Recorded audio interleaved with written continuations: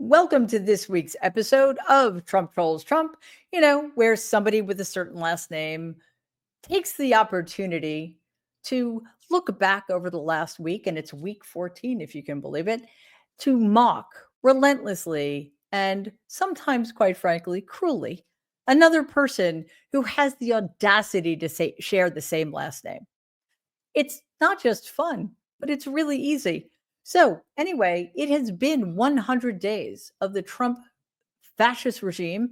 And even though Donald Trump promised us a golden age, I personally am seeing very little, if any, evidence of that. In fact, I think the last 100 days could be viewed as a complete and utter disaster, unless you guys have a definition of accomplishments that is unfamiliar to me. Anyway, the economy is in a tailspin. Due process has been completely thrown out the window, with people being disappeared off our street and sent to gulags in El Salvador. The media is under fire, along with institutions of higher learning, the rule of law, Social Security. Even Big Bird isn't safe. And that, I'm sorry, I take that personally. Due to the trade war that Donald started single-handedly because he's such a moron, children aren't even going to have toys for Christmas this year, as if the Burgermeister is back in power. Top administration officials, despite all of the debacles they've been involved in with the Signal app, can't stay off their phones. So the question is, where does it all end? Or is that the question? Because I think that should be rhetorical by now. It doesn't. There's some good news, of course, but not for Donald, which is why we're going to talk about it today. So I want to start with some polls that were so bad that even Fox could not hide the numbers. Yes, Fox State TV had some polling come out this week about Donald's job performance. The only issue where Donald's ratings are in positive territory is the border. Everything else, negative, negative, negative, underwater. So yeah, it all looks pretty bad. But Donald's resident pie science Nazi, Stephen Miller, has a response to the polling numbers. So let's take a look at this. New Fox News poll shows that the border has been one of your big successes. The cross-border illegal traffic has been reduced by 96%. Illegal aliens reduced into this country reduced by 99.99%. On this Fox News poll, President Trump gets big marks on that, 55% approval. He's about even on immigration in total, but everything else, he's sort of underwater. And particularly on the economy, tariffs, and inflation, he's well underwater. You've still got some work to do in that front. A lot of people think that he's spending too much time on tariffs and not enough time on the economy and lowering prices. What do you say? Well, I don't want to make things awkward for you, John, but it is our opinion that Fox News needs to fire his pollster.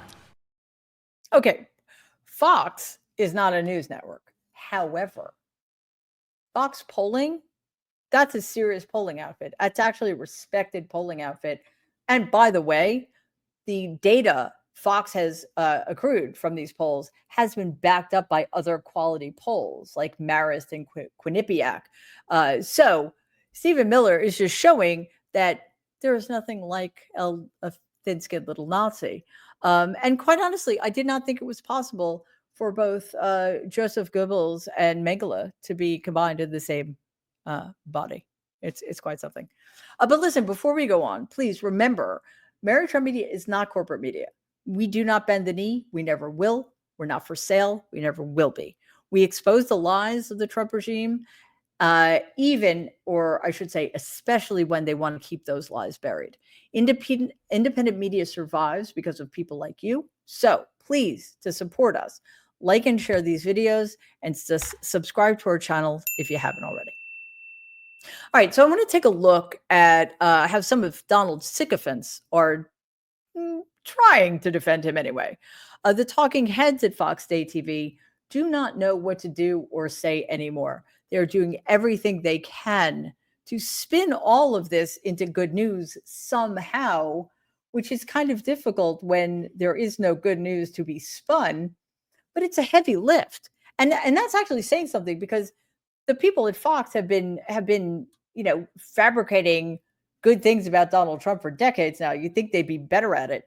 But here is Maria Bartiromo trying to get Treasury Secretary Scott Bessent to add some tiny bit of clarity to the tariff situation, but he only makes things worse by suggesting that this is all going to be over in 30 years or so. Will you be able to come up with some more clarity in terms of what tariffs are going to look like in the coming 3 to 6 months so that business has that confidence and clarity it needs to make the investments that they're expecting? One Wall Street source the other day said to me, we're talking about a freeze in the capital markets. People don't have clarity, so they're not investing the way they'd like to. Well, Maria, as a recovering Wall Street person, I can tell you Wall Street people like instant gratification. President Trump's agenda is an agenda for the next 1, 2, 3 decades in the U.S. of bringing back manufacturing. Okay, sorry. What is time?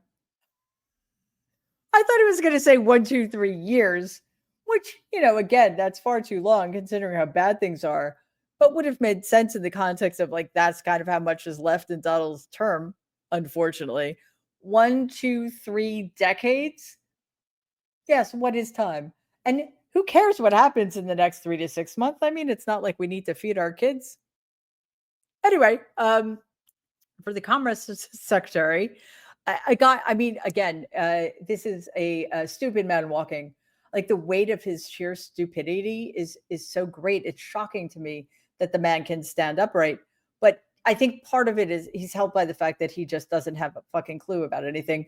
And for him, 30 years is not nearly enough. He said on CNBC that if everything goes right, the Trump regime will put you in servitude to a factory for the rest of your life. So, I mean, I guess if you're really lucky, you're already at 90. So it won't be too long. But not just you, your entire family, because that is what is required to be in service to the Trump regime. Watch this. It's time to train people not to do the jobs of the past, but to do the great jobs of the future. This is the new model where you work in these kind of plants for the rest of your life and your kids work here and your grandkids work here. Okay, that's not alarming at all. But are things all bad? No, of course. I mean, they're not bad anyway, because we have so much material with which to work. Just wait. But I want to get something straight. The economy is going to level out for those of us still alive in 2 to 3 decades, while we all toil in generational sweatshops, right? So that's the plan. I mean, listen, one thing that's great about that plan is it's very simple. It's sort of like buying the same clothes so you never have to think about what to wear. Oh, today I'm going to wear my black pants and black shirt because I have 20 pairs of black pants and 20 black shirts, right? So simple. It takes all the complexity out of living, all of the joy out of it too. But these people don't care about that. Of course, not everybody thinks that this is going great. There's a warning. This is a trigger warning for you guys. The next clip has not been voice altered, but we wanted to play it so it could be seen as a testament to how Donald's first 100 days have been going for some of his diehard loyalists. So watch this.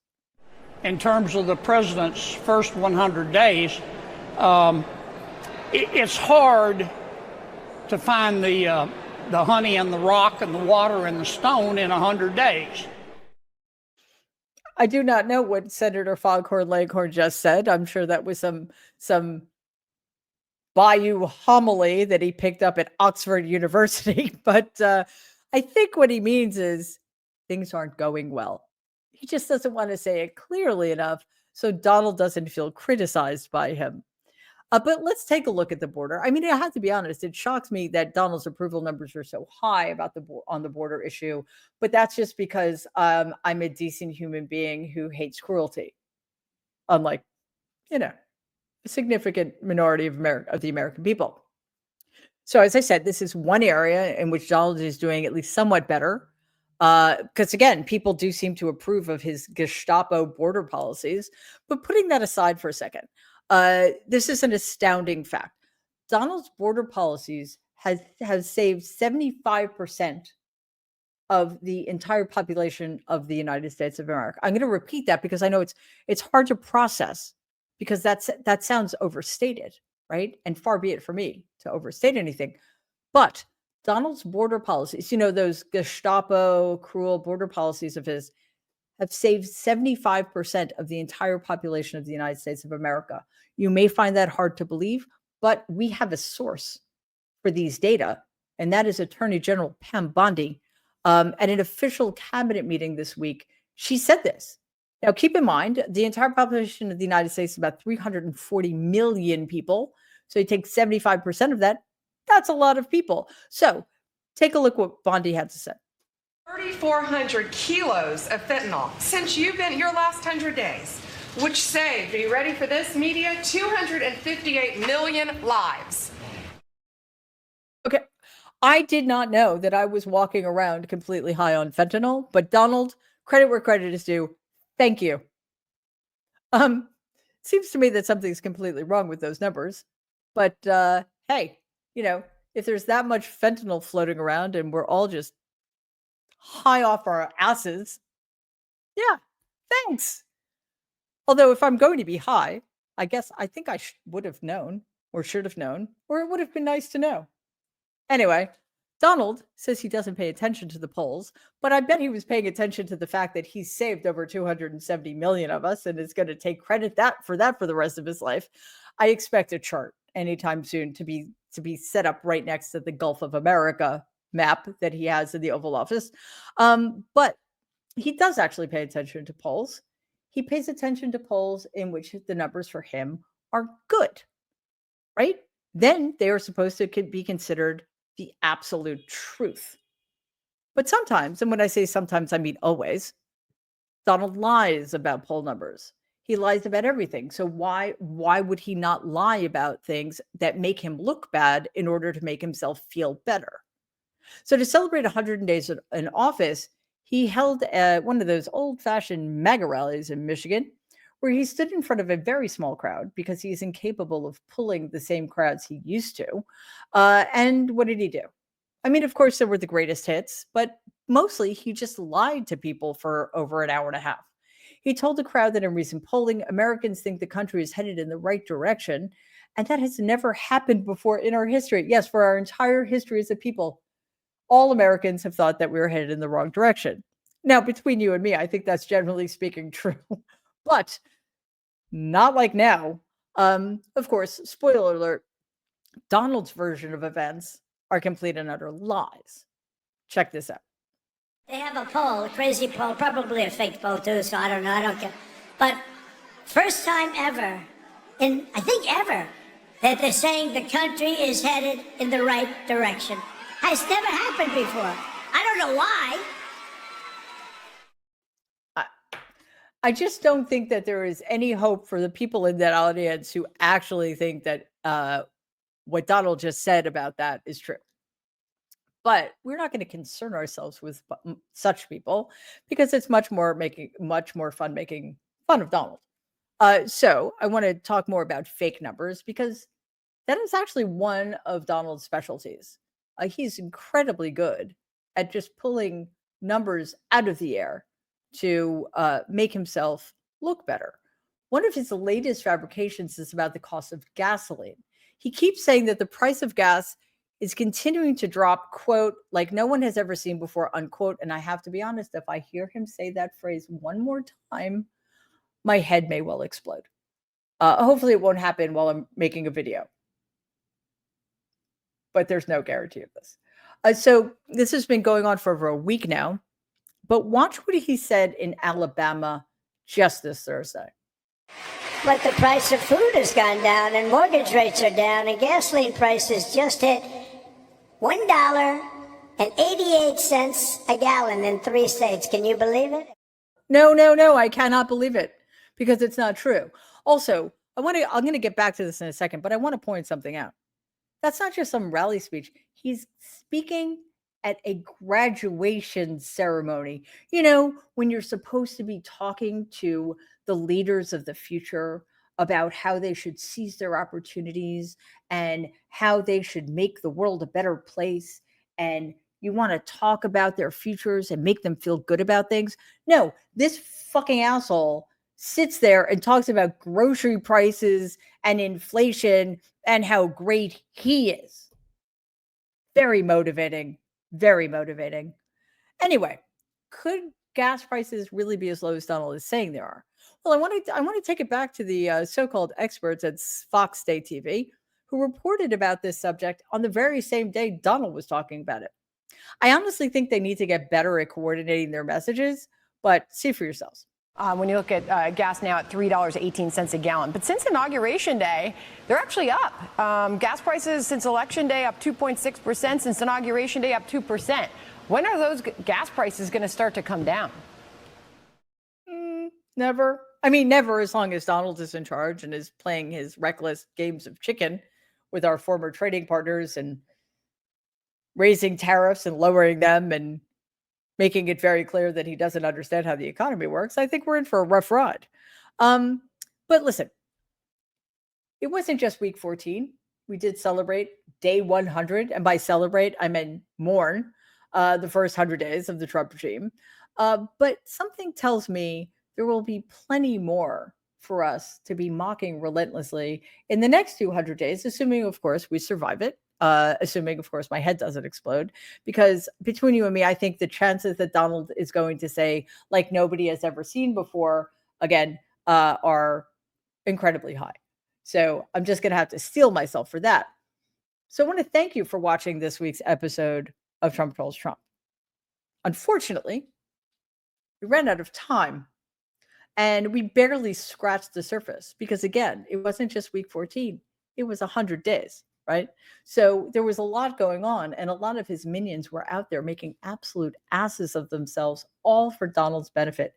So here are some things we did not have to have a chance to talk about. And this is just a list, and it will blow your mind. And you will be thinking at the end of this, I really think Trump Trolls Trump needs to be a 4-hour episode. Yeah, well, that's something we'll take under advisement. Anyway, Mike Waltz, a national security advisor, was fired for being completely incapable of staying off Signal, an unsecured app. This week's cabinet meeting alone was one of the most embarrassing examples of grown human beings debasing themselves for the most depraved human being who's ever walked the face of the planet. At said cabinet meeting, Elon Musk decided to wear 2 hats at the same time. Robert Kennedy said this week that fluoride makes you stupid, and considering he doesn't use fluoride, I think he just contradicted himself.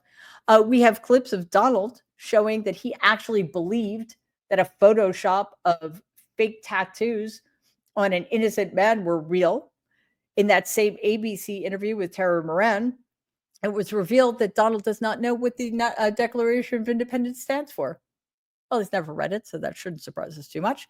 Also this week, Donald and J.D. Vance again blamed Joe Biden for first and even second quarter of this year's failing economy. And, well, I think we're going to end on this because I don't think we can top it. Donald, with the assistance of Lindsey Graham, says that he should be the next pope. All right, guys. Thanks again for joining us for this week's episode of Trump Trolls Trump. This was awesome, and we will see you next week. Thanks.